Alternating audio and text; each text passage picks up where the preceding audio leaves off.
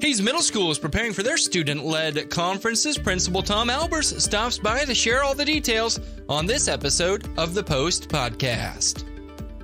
So I just want to talk a little about that, just to get information out to people, especially parents. They have received emails from us already from our students are in what we call Falcon Squads. That's kind of a homeroom type situation, teacher advisory idea.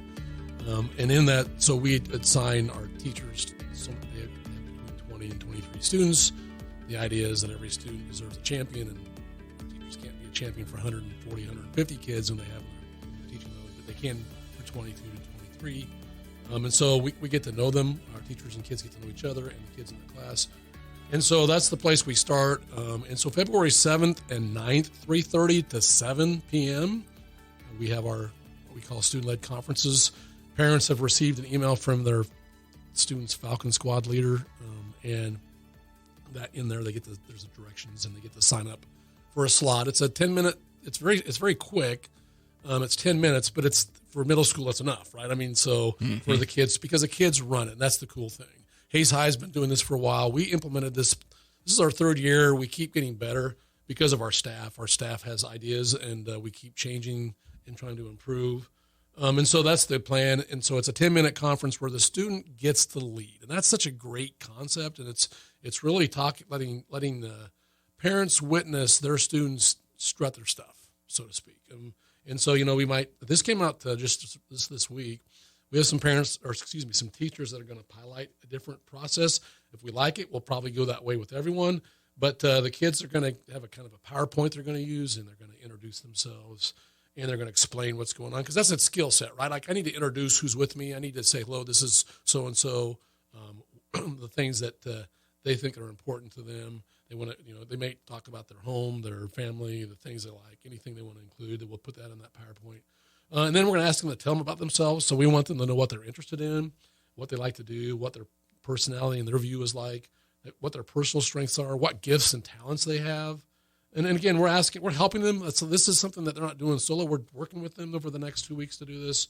We're going to ask them all about me as a student. What do I like about school? What do I dislike about school? And it's a safety zone, but it's things that are important, and things that maybe help us get to know the student as well as the parent. What career goals do we have? We understand at our age, sixth graders aren't going to have a career goal necessarily, potentially, but we would say, what types of careers sound interesting? What things do you think you might want to do? And then what are the goals that you have for the rest of the year? Because we want them to start planning and figuring out how we can set goals and improve and make ourselves better. And then the other thing we would do is it's like, what gets in the way of my success? What fears might I have? What are the things I see that are challenging, or what do I need help with that I could see? Let's say, for instance, math. Math's been a struggle for me. Well, what can I do? Let's problem solve. What can I do? Well, it looks like I have 4 assignments I did not turn in. Well, why didn't I turn them in? Was it because I needed help? Did I forget? Did I not use my time wisely? Whatever. So it's a problem-solving skill, but it's a way for us to be able to help them also communicate to their parents what's going on and things that the parents might be able to help with as well. And then, again, we want to wrap it up positively, but what do I need to be successful, from teachers, from school, from home, from friends? Is there anything I could do that would make it better? And then we wrap it up with, what is your goal in terms of what we're going to do from here on out? How can your strengths help you? What fears do you have moving forward that we can help address? How will you get your support, and how will people help you? And then what's the happiness? What is it that makes you happy? And again, we're not making students do this without any help. We're guiding them, and the people that are piloting this, they've already done it as teachers. So it shows them vulnerability as well as for teachers in terms of, let me show you what it looks like, and I'm answering the same questions, but me as a teacher. And then other classrooms we're not doing that with, they have a form that we follow, and we'll use that same form. But again, it's just something exciting, and we're looking forward to. We want parents to come. We'd like them to be in if they can. And some parents can't because of work issues and commitments, but if they can, we want them on site. That's why we go from 3:30 to 7. If we have to Zoom, we will, but we prefer not to, because there's just so much benefit in that face-to-face thing. Mm-hmm. And really, yeah, and what you're talking about, it's exactly what we're hearing from industry, right? Soft skills. The kids are getting out of school, and they don't know how to interact with each other. They don't have these things that you're talking about. So I love that. It's kind of combining all that into their educational and helping them take ownership. Yeah, ownership's huge, and looking like, I need to be able to sometimes problem solve for me? And how do I do that? And that really is reflection. And the only way we can reflect is to take some time and just be quiet and think, what can I do? And so those are, and again, this is the part I just described to you is coming from a group of teachers that want to pilot this, and it's their idea. It's fantastic. So we're going to let them do that, and then see where it goes from there. And so that's what I love about Hayes Middle School. Our staff's always trying to find different ways to make it better. And so I think what we hear from parents and what we hear from teachers when this thing is over is that was really cool. and the other part of that is it's not about the negative piece of things. Sure, we might talk about some grades, but we're not, if we have to help you in some grades right now, we will. But really, this is more about the student focus. And then I've done it with my own kids. Just the sense of pride that you look and watch your kid talking and, like you just said, claiming ownership. And I do have ownership in how I learn and in my future. And so that's fun. Yeah. So the parents, they've already got the notices, but for now, they just need to be marking their calendars. Again, February 7th through the 9th. Yep. And getting that form returned to you guys? Well, it's actually online. So they have to look for an email. If they don't have it, we have found that some of them go to junk mail, but it'll come from their Falcon Squad teacher. The teacher will say, I'm Tom Albers. I'm your student's Falcon Squad teacher.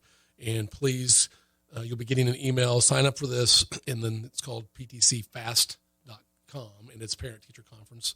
And it's a sign-up form. So then it opens up, and you have dates on the 7th and dates on the 9th. You just put your name in on any of the open dates that are available. That works for you, and then it automatically schedules it. And then it takes that time slot away so that we don't double book. Oh, very cool. So easy peasy. Yep. Easy peasy and good stuff. So love it. Anything else we want to hit on before we go, sir? Well, just the other part of that conference I would say is I know there's been a lot of I've heard from parents that the state has changed some rules so that when we have to do surveys, we have to get parent permission. And I think that parents sometimes are like, why do I keep getting these emails that please give me permission or don't give me permission? It's because the state requires it. And after 5 months, we have to redo it. So at that conference, we are going to ask parents to, if they're willing, all of our surveys are anonymous. And a lot of times I don't think parents don't want to do it. Now, there might be some that have reasons they don't want to, but majority of them just don't even know. Because it's just, everything gets lost in email. We get too many emails. So we're going to have our squad teachers have a list. They're just going to ask the parent to sign it. And all that does for us is we know who is and is not. And if you don't want to, don't. It's neither here nor there. But it's hard for us to maintain the records because there's so many emails that come in and don't come in, and it's hard for parents. And so we thought this is a simple way to do that. So we will ask parents that if they would be willing to sign it. That way the squad teacher knows exactly in his class who can fill out surveys that we might want. And those surveys are just for information for our school to help us. And again, it's anonymous. It's not about necessarily that if a kid wants to put their name on it, they can, but that's not the intent. It's more about us figuring out what's going on in our school to help us make us better. Yeah, that data is so important. It's huge. Absolutely. Very good. So get that filled in. Please. Double please.